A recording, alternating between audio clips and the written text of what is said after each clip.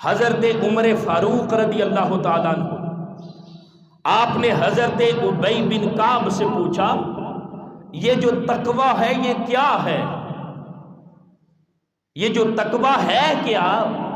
حضرت ابی بن کعب بیان کرتے ہیں اور پوچھتے ہیں، مثال دے کر سمجھاتے ہیں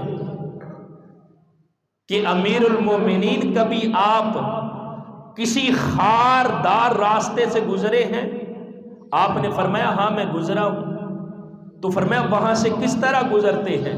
فرمایا اپنے دامن کو سمیٹ کر، اپنے کپڑوں کو سنبھال کر، ہر چیز کو سمیٹ کر اس خاردار راستے سے گزرتے ہیں تاکہ کوئی کانٹا نہ چبھے، تاکہ کوئی خار اسے تکلیف نہ دے۔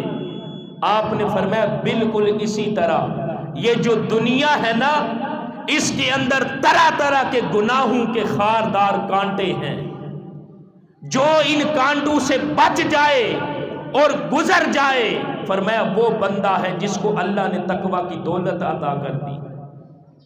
یعنی اس دنیا سے وہ گزرتا ہے، اس دنیا کی زندگی کو وہ گزارتا ہے، لیکن جو خاردار کانٹے ہیں نا، خدا کی نافرمانی کی صورت میں، گناہوں کی صورت میں، فرمایا ان سے وہ اپنے دامن کو بچا کے گزرتا ہے، اپنے آپ کو گناہوں سے بچا کے گزرتا ہے۔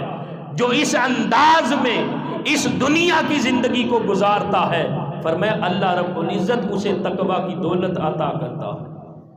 تو اللہ تعالیٰ کی منع کردہ چیزوں سے بچ جانا اور جس کا اس نے حکم دیا ہے اس کو اختیار کر لینا، جو اس راستے کو اپنا لیتا ہے، اللہ رب العزت اپنے اس بندے کو تقوی کی دولت عطا کر دیتا ہے۔